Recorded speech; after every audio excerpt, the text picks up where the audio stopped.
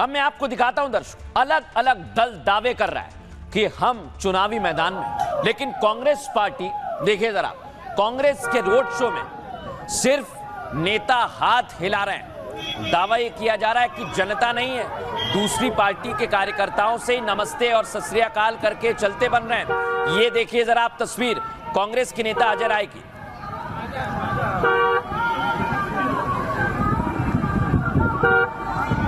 लेकिन दर्शकों, इधर तेज प्रताप यादव ने सीधे आरजेडी को चुनौती दी है और तेज प्रताप यादव की रैली में अक्षरा सिंह भी प्रचार के लिए पहुंची। सुनिए जरा।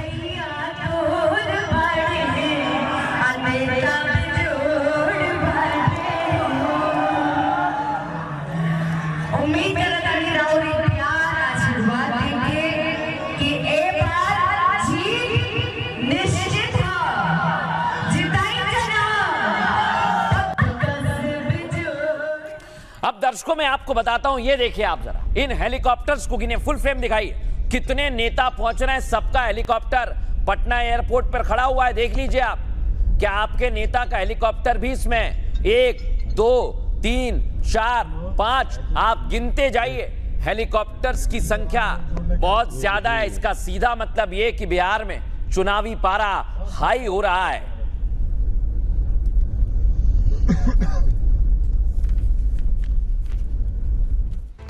अब दर्शकों, बड़ी बात यह है कि दर्जन भर हेलीकॉप्टर से रैलियां हो रही हैं, तो क्या यह उड़न खटोला जीत दिलाएगा? लेकिन पहले फेज में किसकी स्थिति क्या है, आइए जरा आपको विस्तार से बता देता हूं। बिहार चुनाव में कल पहले चरण की वोटिंग है दर्शकों। पहले चरण की 121 सीटों पर जबरदस्त मुकाबला है। इस बार सिर्फ एनडीए और महागठबंधन के बीच ही नहीं, बल्कि प्रशांत किशोर, तेज प्रताप और ओवैसी के बीच भी फाइट है। 2020 में क्या हुआ था दर्शकों? पिछले चुनाव में इन 121 सीटों पर कांटे की टक्कर देखने को मिली थी। तेजस्वी की अगुवाई में महागठबंधन को 61 सीटों पर जीत मिली थी, पहले फेज की बता रहा हूं, जबकि नीतीश के नेतृत्व में एनडीए 59 सीटों पर चुनाव जीता था। एक सीट एलजेपी के खाते में गई थी, जिसके एमएलए बाद में जेडीयू में चले गए थे। पिछली बार दोनों गठबंधन के वोटों में महज कुछ हजार का अंतर था दर्शकों, और यही अंतर महागठबंधन को सरकार बनाने से 12 सीट पीछे छोड़ गया। लेकिन इस बार चुनाव में कई और मोर्चे मैदान में दर्शकों। तीसरा मोर्चा, जैसे जन स्वराज पार्टी, जहां 121 सीटों पर चुनाव लड़ रही है, हर सीट पर तेज प्रताप यादव भी कई सीटों पर आरजेडी को सीधी टक्कर दे रहे हैं, तो ओवैसी सीमांचल में आरजेडी की मुश्किल बढ़ा रहे हैं। माना जा रहा है कि कई सीटों पर गुणा गणित बिगड़ने वाला है और किसे फायदा और किसे नुकसान होगा, ये 14 तारीख को पता चलेगा। लेकिन उससे पहले बिहार में जबरदस्त फाइट चल रही है। अब मैं आपको सुनवाने वाला हूं दर्शकों, इसको लेकर कैसे नेताओं की बयानबाजी शुरू हो गई, सुनिए जरा। कल चुनाव का पहला चरण है और अब तक नीतीश कुमार जी को भाजपा ने सीएम ऑफिशियली रूप से घोषित नहीं किया है। बीजेपी ने नीतीश कुमार जी के पीठ में छुरा घोंपने का काम किया है।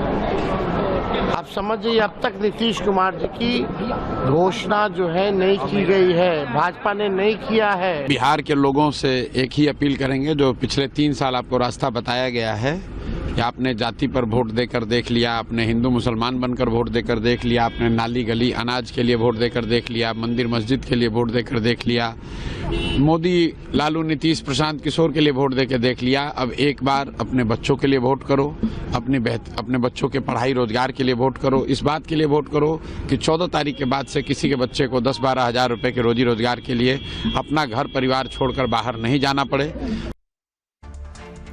लेकिन दर्शकों, अब मैं आपको ऐसी तस्वीर दिखाने वाला हूं, क्योंकि बिहार में जब चुनाव की बात आती है तो घर में ही लड़ाई हो जाती है। लेकिन देखिए जरा, जो नेता एक दूसरे को दिन भर कोसते हैं वो साथ में चल रहे हैं। देखिए जरा, यहां है केशव प्रसाद मौर्य, उत्तर प्रदेश की डिप्टी सीएम, और उनके साथ हैं अखिलेश यादव। यही नेता मंचों से एक दूसरे को जी भर कर कोसते हैं, लेकिन जब आमने सामने मिलते हैं तो आप देखिए कैसे हंसते और मुस्कुराते रहते हैं। इससे सबक आपको भी लेना चाहिए दर्शकों। एक और तस्वीर दिखाता हूं कि आपको लड़ना नहीं है। देखिए जरा, पप्पू यादव और तेज प्रताप यादव की मुलाकात हुई है, फुल फ्रेम दिखाइए इसे। दोनों के बीच में कई देर तक बात हुई तेज प्रताप यादव और पप्पू यादव के बीच में भी लंबी बातचीत की तस्वीर सामने आई है।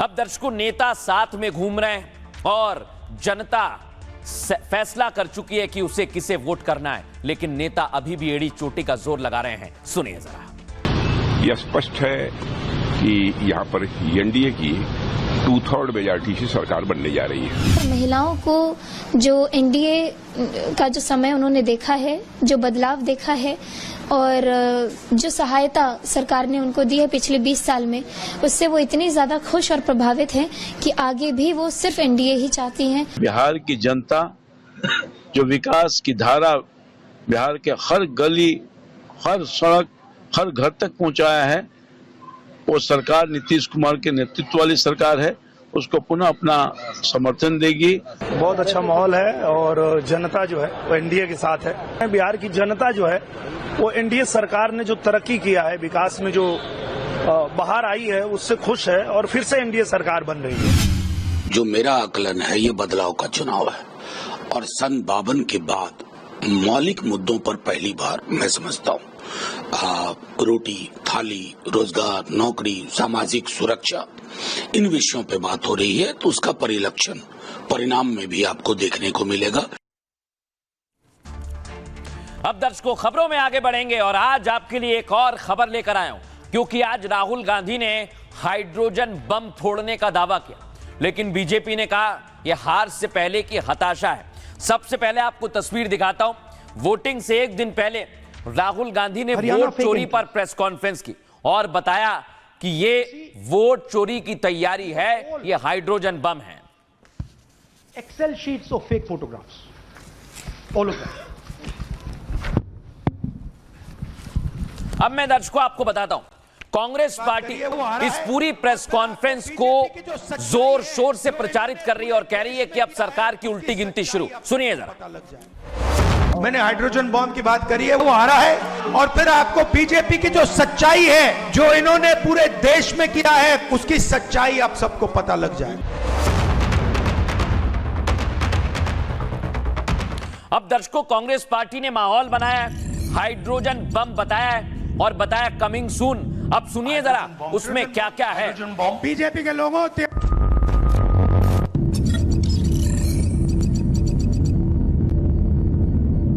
हाइड्रोजन बॉम्ब बीजेपी के लोगों तैयार हो जाओ, हाइड्रोजन बॉम्ब आ रहा है।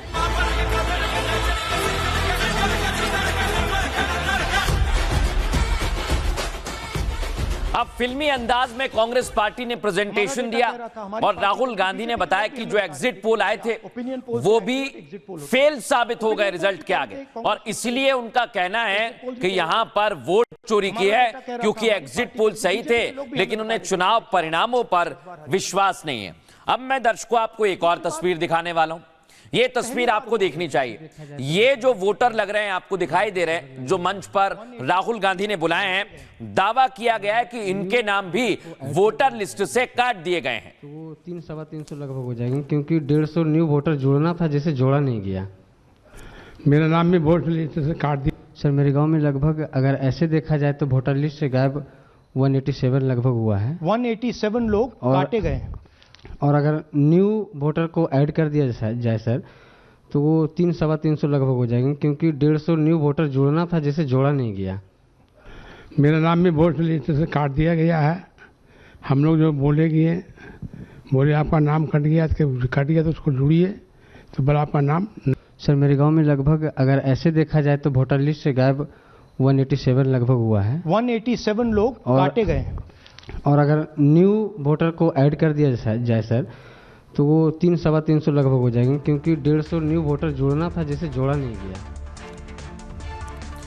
अब दर्शकों सोचिए जरा, राहुल गांधी ने मंच पर बुलाकर कहा कि वोट चोरी हो रही है, लेकिन क्या यह महागठबंधन के चुनाव से पहले हार की हताशा है? रिपोर्ट दिखाता हूं।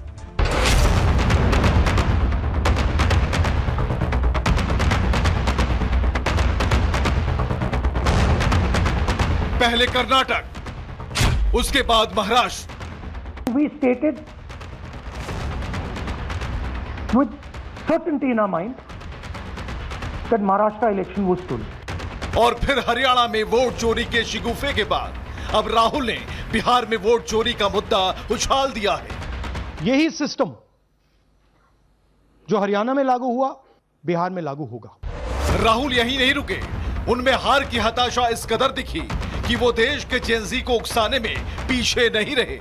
मैं यूथ से कहता हूं, जेनजी से कहता हूं, हिंदुस्तान के नागरिकों से कहता हूं कि ये जो लोकतंत्र है ये आपका है। तो सवाल ये कि क्या राहुल ने पहले चरण की वोटिंग से पहले हार मान ली है?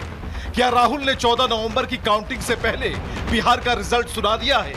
यह सवाल इसलिए अहम है कि राहुल के इस वक्त प्रेस कॉन्फ्रेंस का क्या मतलब है, वो भी तब जब वो चुनाव आयोग के खिलाफ कोर्ट जाने के सवाल से भागते दिख रहे हैं। 2 दिन बाद पोलिंग होगा, हरियाणा का कहानी सुना रहे थे। इससे साफ मालूम हो गया कि बिहार में तो कुछ बचा नहीं है, इसलिए ध्यान को भटकाने के लिए हरियाणा के इशू को लेके आ रहे हैं।